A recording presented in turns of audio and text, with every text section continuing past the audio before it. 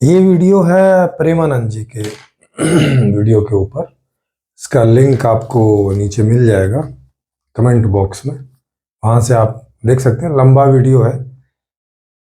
कुछ लोग अपने साधना संबंधी और इस तरह की बातें पूछने आए हैं, तो उसके ही कुछ पॉइंट मैंने उठाए हैं शुरुआत के, और देखते हैं कि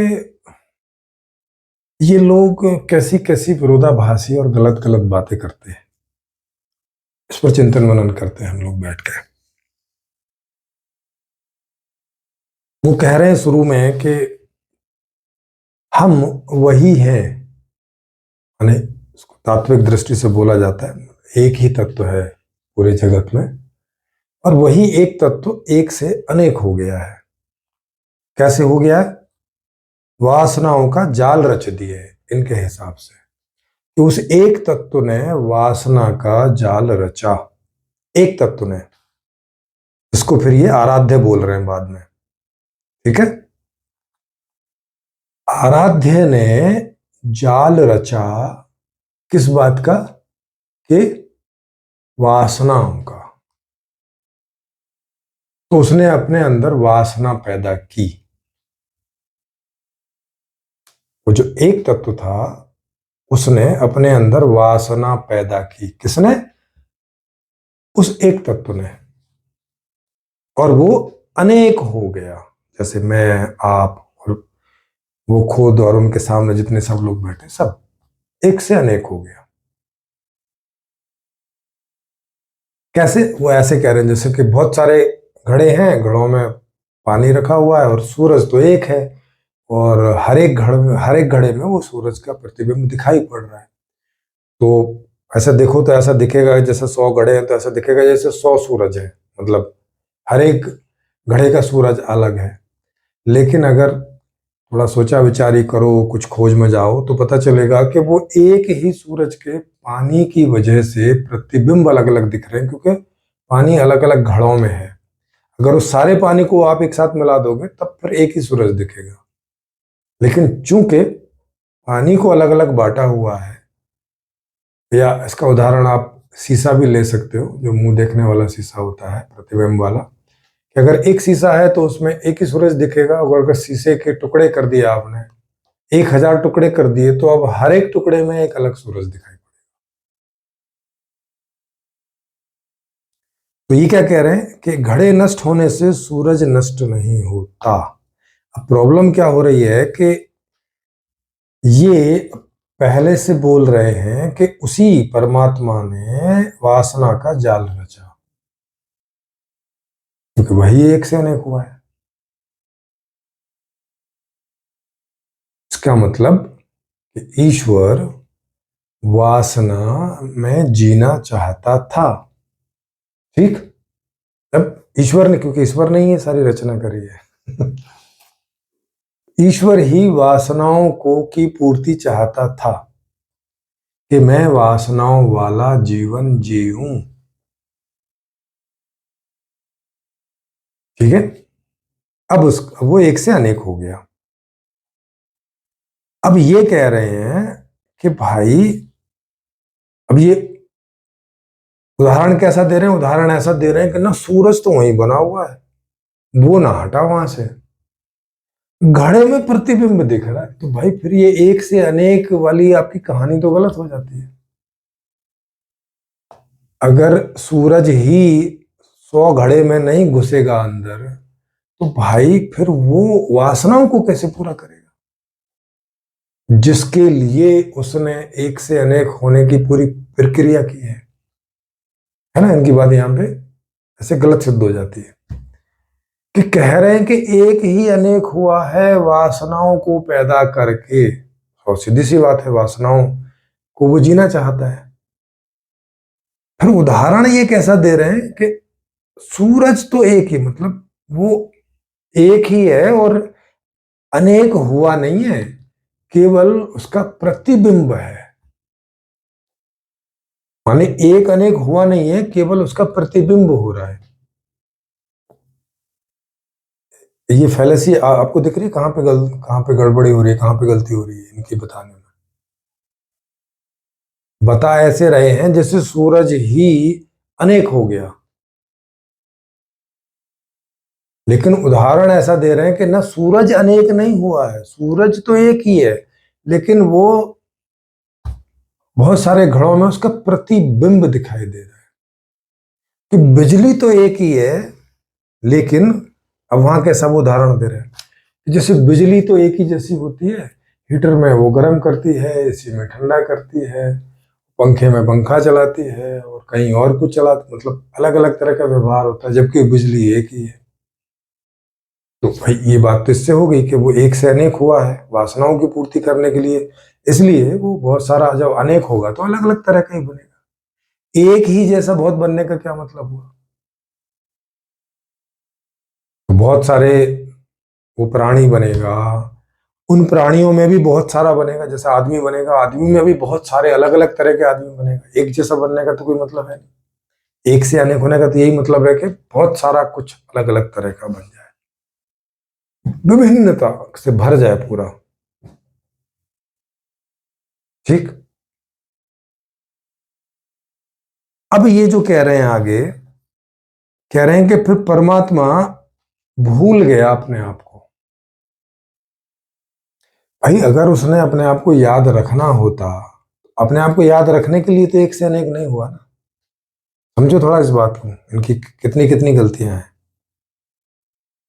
कि परमात्मा अगर अपने आप को याद रखना चाहता तो याद रख लेता ना। याद रखने के लिए थोड़ी ना एक से अनेक हुआ है। एक से अनेक हुआ तो वासना के लिए, वासनाओं की पूर्ति के लिए हुआ है।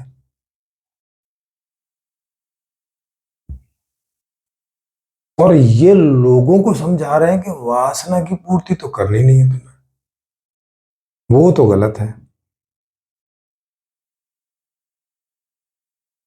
देखो क्या कह रहे हैं, ईश्वर वासनाओं की पूर्ति के लिए ही तो एक से अनेक हुआ, और अब ये उन्हीं को समझा रहे हैं कि तुम्हें वासना की पूर्ति नहीं करनी है भाई। तो क्या ये ईश्वर के विरोधी बातें नहीं कर रहे हैं? एक तरफ कह रहे हैं कि ईश्वर ही इनका आराध्य है, और पहले तो ये कह रहे हैं कि ये ईश्वर ही है, मतलब ये वही है, उसमें और इनमें कोई अंतर नहीं है। और फिर खुद ही उस परमात्मा रूपी खुद का विरोध कर रहे हैं कि तुम्हें वासना में नहीं जीना है। भाई जब ईश्वर वासना की पूर्ति के लिए ही एक से अनेक हुआ है, तो उसे उसकी पूर्ति में साधक बनो ना। पूर्ति कैसे हो वो बताओ, क्योंकि पूर्ति नहीं हो पा रही है। उसके आगे की यात्रा करवाओ ना, वो बेचारा अटक गया है आके। कि एक से अनेक तो हो गया, अब यहां वासनाओं की पूर्ति का प्रयास कर रहे हैं, लेकिन वासनाओं की पूर्ति हो नहीं पा रही है, और ये यहाँ परेशान हो रहा है। परेशान होना सीधी सी बात है कि कोई ईश्वर जो काम करने के लिए सारा सब कुछ करे और वो काम ना हो पाए, तो परेशान होना तो बनता है, स्वाभाविक है। जैसे आप कहीं किसी काम के लिए जाओ और वो काम आपका ना बने, तो आप परेशान तो होगे ना। तो ईश्वर वासनाओं की पूर्ति के लिए एक से अनेक हुआ है, और अगर उसकी यहां वासना की पूर्ति ना हो तो परेशान तो होगा, तो परेशान तो हो रहा है वो। अब वो परेशान होके क्या करेगा? वासना की पूर्ति कैसे हो, सही बात ये है, या वासना के पीछे नहीं जाना, भाई साहब गलती हो गई, वासना के लिए एक से अनेक होने की, अब वापस चलो भाई, गलती हो गई भाई ईश्वर से। ये निर्णय उसने गलत ले लिया कि वासनाओं की पूर्ति करनी है और चलो एक से अनेक हो जाओ। अब यहाँ प्रेमानंद जी समझा रहे हैं कि ना भाई, और आराध्य किसको बना रहे हैं? उसी को जिसने गलती की, जिसने गलती की एक से अनेक होने की वासना के कारण, और कह रहे हैं ना उसी को, उसी का नाम जपो।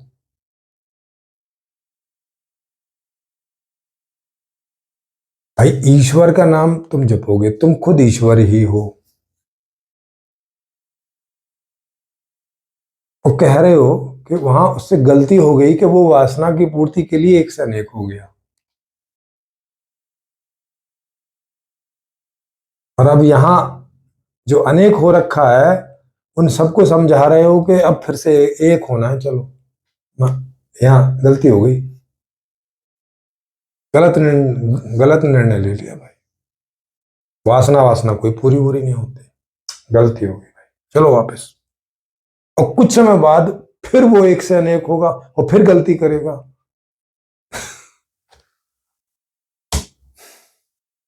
समझ रहे हो क्या कह रही है? इनकी अपनी ही कहानी में कितनी गलती है। फिर क्या कह रहे हैं? फिर कह रहे हैं देखो, अब ये साधना के बिना यहां से वापसी नहीं होगी, है ना। वहां से तो उनने कोई साधना की नहीं एक से अनेक होने के लिए, तो लेकिन अब अनेक से एक होने के लिए साधना करनी पड़ेगी। अब खाली इच्छा से काम नहीं चलेगा। आराध्य ने तो वासनाओं की पूर्ति करने के लिए एक से अनेक हो गया, वो तो कोई साधना वाधना नहीं करी। भाई साहब अष्टांग योग, और उसने किसी और को आराध्य बनाया हो और नाम जपा हो और कुछ कुछ नहीं। एक प्रोसेस है, इससे एक से अनेक हो गया।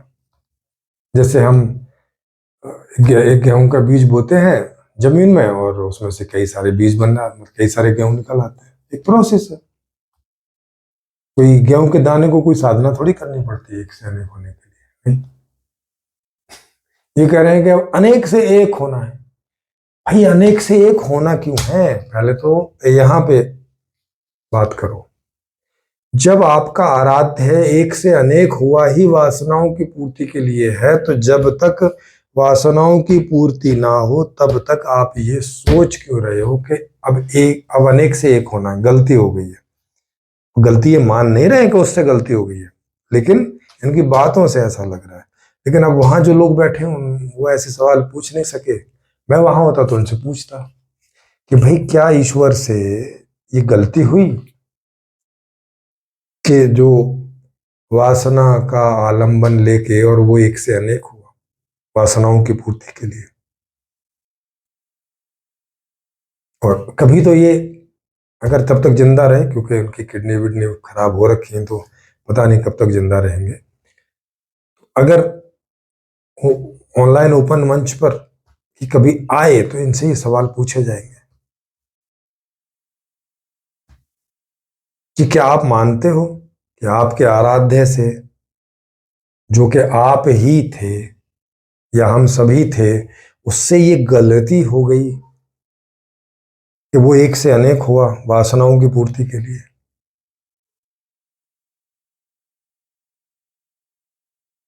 और खुद को भूल गया। एक बात। दूसरा, फिर अब साधना क्यों करें? साधना से कैसे हम ये बात जान जाएंगे कि ओह हम तो वही हैं?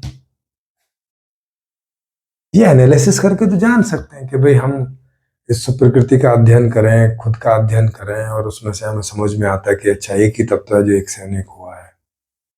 तो ये बात अध्ययन से समझ में आती है, इसमें ध्यान की आवश्यकता पड़ सकती है। मंत्र रटने से कैसे आएगा? राधे राधे करने से कैसे समझ में आ जाएगा कि हम और वो एक ही हैं? कैसे? जैसे मेरा नाम प्रेमजीत है, आप कोई आदमी प्रेमजीत प्रेमजीत प्रेमजीत प्रेमजीत प्रेमजीत ऐसे माला रटने लगे, कृष्णा कृष्ण कृष्ण, राधे राधे राधे राधे, राम राम राम राम, कृष्णा कृष्ण, या विष्णु विष्णु विष्णु, शिव शिव शिव, क्यों आ जाएगा भला? कोई भी शब्द की रटन लगातार करने से आपको ये बात क्यों समझ में आ जाएगी कि दरअसल ये पूरा जगत एक ही तत्व का विस्तार है? क्यों समझ में आ जाएगी? ये तो अध्ययन चिंतन मनन से तो आएगी। कोई अध्ययन चिंतन मनन करके आपको बता देगा, फिर आप भी कर लेंगे तो आपको भी समझ में आ जाएगी। फिर क्या कह रहे हैं? कह रहे हैं कि साधना के बिना हम प्रपंच से नहीं छूट सकते। अरे भाई, छूटने के लिए ये दुनिया बनाई थी क्या? छूटने के लिए बनाई थी कि पहले तो बना लो अब फिर छूटते फिरो? ये फंदा क्यों डाल लिया अपने गले में ईश्वर ने? क्या बेहोश हो गया था क्या ऐसे? प्रकृति ने, हाँ प्रकृति कोई और है और उसने, क्योंकि ये कह रहे हैं और तो कुछ था नहीं, वही एक था, उसने खुद को ही बेहोश कर लिया और फिर एक से अनेक हो गया नशे में। और अब आके वाह यार ये क्या हो गया, ओ तेरी का, वो अब साधना करनी पड़ेगी, वो फिर वापसी होगी। गड़बड़ हो गई भाई साहब, ऐसा हो गया क्या? क्या प्रपंच से छूटना है, प्रपंच से छूटने का सोचने लग गए। फिर वो एक उदाहरण दे रहे हैं कि जो दुरात्मा धर्मात्मा सब वो एक ही तत्व है। एक बात है, समझ से तो ऐसे ही आता है कि भाई एक ही अनेक हुआ है, लेकिन अब कोई आदमी दुरात्मा और कोई आदमी धर्मात्मा आखिर बना कैसे, इसका क्या कारण है? क्योंकि वो एक तो अपनी इच्छाओं को पूरा करने के लिए हुआ था। ये कहानी में नया ट्विस्ट कहां से आ गया? धर्मात्मा बनना तो ठीक है, क्योंकि भाई वो वासना पूरी करने के लिए हुआ था, और वासना धर्मात्मा बन के भी पूरी हो सकती है। फिर ये दुरात्मा का ट्विस्ट कहां से आया? कोई आदमी, कोई आदमी मतलब वही ईश्वर आदमी के रूप में दुरात्मा क्यों बन गया? इसका क्या कारण है? इसका कारण इनको मालूम नहीं, बताया नहीं इन्होंने, पता भी नहीं है, बताएंगे कहां से? फिर कह रहे हैं कि बाहर से हमें ऐसा दिखता है कि धर्मात्मा अच्छे काम कर रहा है, दुरात्मा बुरे काम कर रहा है, पर वो दोनों एक ही हैं, एक तो ठीक है। फिर ये बताओ ना कि ये अच्छे काम क्यों कर रहा है और ये बुरे काम क्यों कर रहा है? फिर कह रहे हैं ज्यादा अच्छे बुरे के चक्कर में नहीं पड़ना चाहिए। मतलब ये नहीं पड़ते होंगे अच्छे बुरे के चक्कर में, माने इनसे कुछ कभी अच्छा हो जाए कभी बुरा हो जाए, ये ध्यान व्यान नहीं देते। तो ऐसे ही सोचते हैं कि बस वो एक ही तो बिजली है, एक ही तो है, वो कभी अच्छा कर लेता है कभी बुरा कर लेता है, वासना के चक्कर में। वासना को कारण समझ रहे हैं ये, माने ईश्वर की ये गलती समझ रहे हैं इस बात को कि उनने ये गलती कर ली है, ये जगत बना के, जगत बन के, बल्कि बना के नहीं बन के, क्योंकि खुद ही बना है, उसके अलावा तो कुछ था नहीं। तो ये जितना भी सब पेड़ पौधे पत्थर आदमी इंसान ये तो जीव कीट पतंगे सब वही बना है। फिर क्या कह रहे हैं? अच्छे कर्म करो। अच्छे कर्म करने का क्या मतलब है? एक ही अनेक बना है, वो अच्छे कर्म का किस बात के लिए करे? वासना तुम्हें पूरी करवानी नहीं है। फिर कह रहे हैं अपने घर वालों की सेवा करो। सेवा करके क्या करेंगे भाई? उनकी सेवा करने से तो उनकी वासना पूरी होती है, और तो कुछ होता नहीं, तो सेवा क्यों करवा रहे हो? जब वासना करना गलती हो गई, वो यहां से भागना है वापस, तो फिर माता पिता की सेवा करो क्यों करवा रहे हो भाई? ये फालतू का काम क्यों करवा रहे हो? फिर तो बोलो कि भाई चलो यहाँ से चलने का करो, कोई सेवा वेवा किसी की कोई जरूरत नहीं है। गलती हो गई है ये कि वासनाओं की पूर्ति करनी थी, उसे एक को गलती हो गई है और अनेक बन गया, भागो वापस जल्दी, क्विक, कहीं समय ना निकल जाए, कहीं मर ना जाओ, माँ बाप की सेवा फेवा के चक्कर में मत लगो। ये पूरा विरोधाभास है, आप बोल नहीं पा रहे। मैं होता इनसे तो पूछता भाई माँ बाप की सेवा काहे, माँ बाप की सेवा, अपनी सेवा, दूसरों की सेवा, गुरुजनों की सेवा काहे के लिए करवा रहे हो जब वासनाओं की पूर्ति तो करनी नहीं है? वो तो पाप है। इनसे तो छूटना है, ये तो प्रपंच है, ये तो प्रपंच है। तो माँ बाप की सेवा करवा रहे हो, उन्हें प्रपंच में डालना चाहते हो क्या?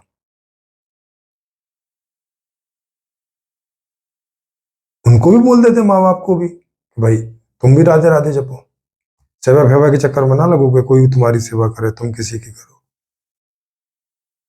देख रहे हो कितना घालमेल है, कितना झोल माल है, कितना सब एक दूसरे के विपरीत है, विरोध में है सारी बातें इनकी। एक ही बात इनकी दूसरी बात के विरोध में चली जाती है। फिर क्या कह रहे हैं?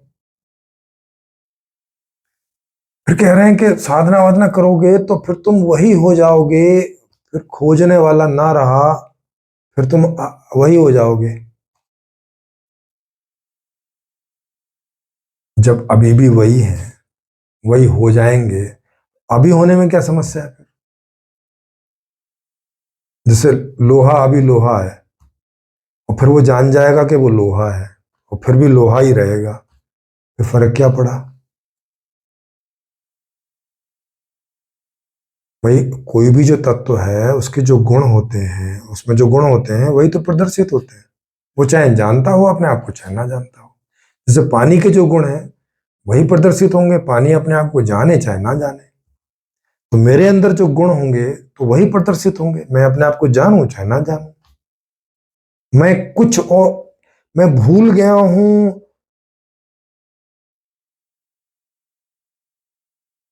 और मैं उसे याद कर लूंगा तो मेरे अंदर कोई और गुण प्रदर्शित होने लगेंगे। क्या ऐसा है? क्या लोहे के अंदर सोने के गुण प्रदर्शित होने लगेंगे अगर उसे ऐसा याद आ जाए कि अरे अरे मैं तो सोना हूं, लोहा नहीं है। भाई मैं जो हूं वही तो मैं अपने आप को जानूंगा। मैं अभी ये हूं कि मुझे इच्छाएं पैदा होती हैं और उन इच्छाओं की पूर्ति मैं करना चाहता हूं, ये हूं ना मैं वास्तव में।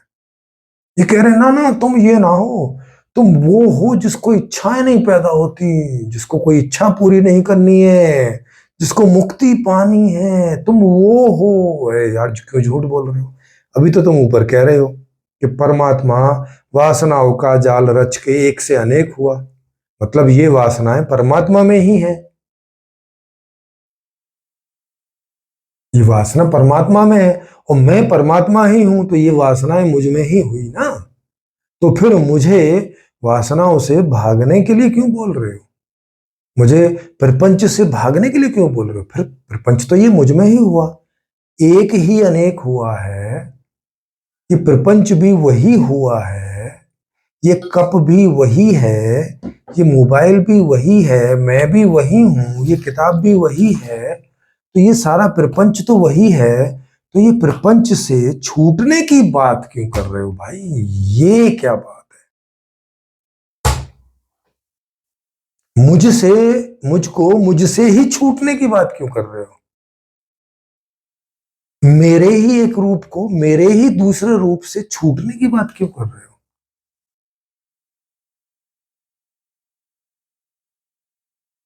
हम्म? ऐसे ईश्वर दोषी क्यों हो जा रहे हो? ईश्वर के एक अंश को ईश्वर के दूसरे अंश के विरोध में क्यों कर रहे हो? विपरीत क्यों कर रहे हो? उनके अंदर दुश्मनी क्यों पैदा कर रहे हो? उनके अंदर द्वेष क्यों पैदा कर रहे हो आप? ऐसा बोल के आप ही बोल के आए हो।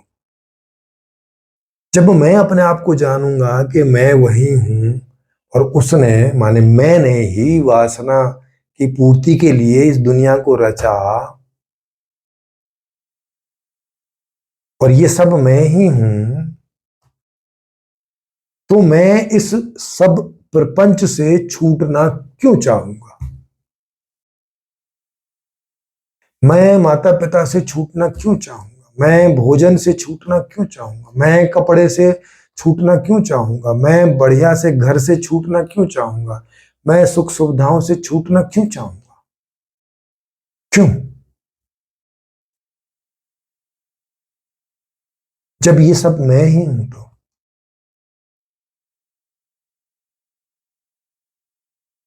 समझ में आ रही है बात? जी।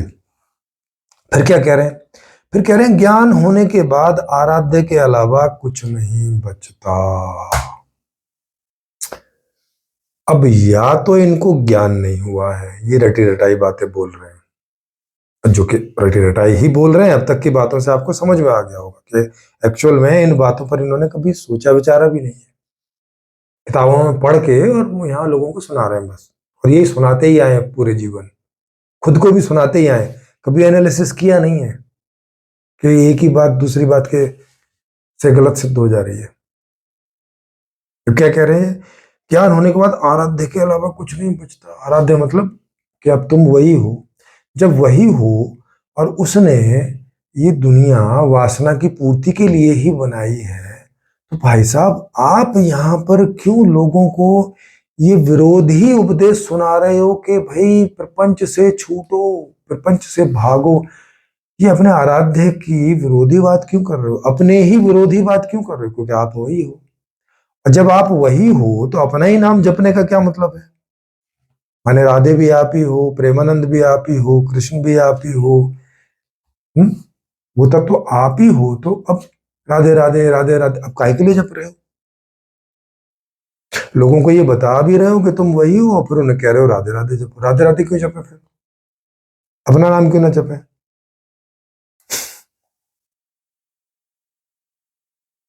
क्यों ना जपे?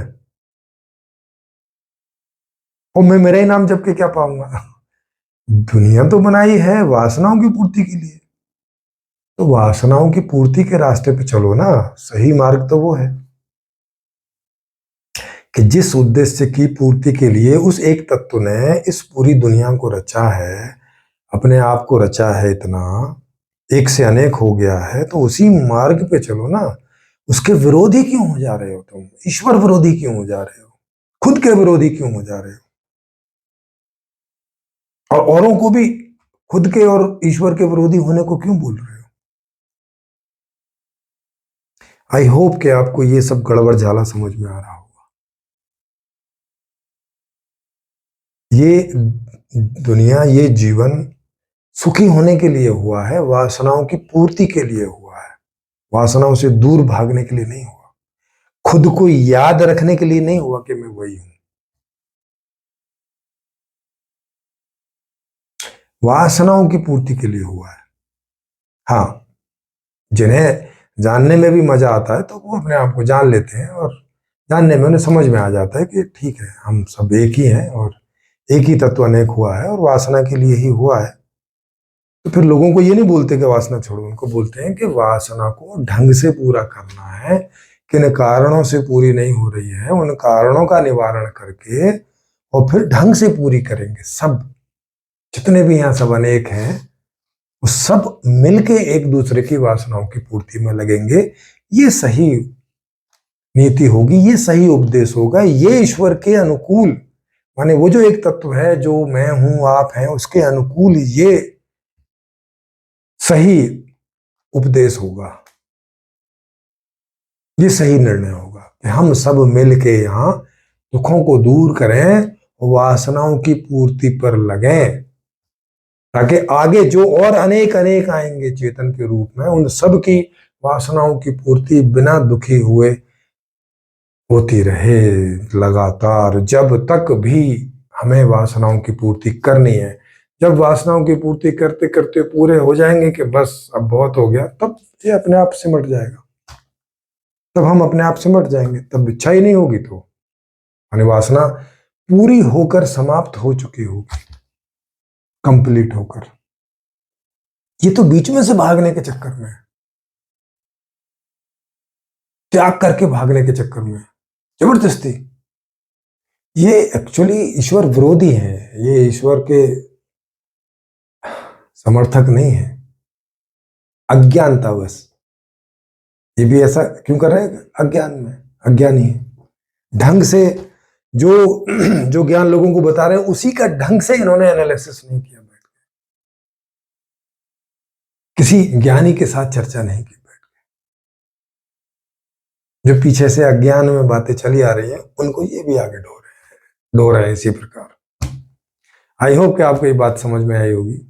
नहीं आई हो तो आपको लगे कि मैंने समीक्षा ढंग से नहीं की है, तो आप यहाँ पे आमंत्रित हैं। मेरा नंबर नीचे फ्लैश होता रहता है, उस पर आप मुझे बता देंगे तो मैं आपकी चर्चा यहाँ फिक्स कर दूंगा ऑनलाइन। आप जहाँ रहते हैं वहीं से इसमें भाग ले सकेंगे, वक्ता के तौर से आ सकेंगे। और आपकी अगर पहुंच है प्रेमानंद जी के पास, तो आप उन्हें हमारा निमंत्रण दे दीजिएगा, और वो वहीं से बैठ के, वृंदावन से ही बैठ के इसमें भाग ले लेंगे, और यहाँ अपनी बात रखेंगे, जैसे उन्होंने अपनी 1 घंटे में इस वीडियो में बात रखी है, जिसका लिंक नीचे कमेंट बॉक्स में है, तो यहाँ पर भी रखेंगे, और लोग सवाल पूछेंगे और उसके वो जवाब देंगे। वहाँ ढंग से लोग सवाल पूछ नहीं रहे, मेरे पास अच्छे खासे सवाल होते हैं ढंग से, तो मैं पूछूंगा, तो फिर देखते हैं वो क्या जवाब देते हैं, और क्या सिद्ध होता है कि वो ईश्वर के अकॉर्डिंग बात बता रहे हैं या ईश्वर की विरोधी बात बता रहे हैं। जी।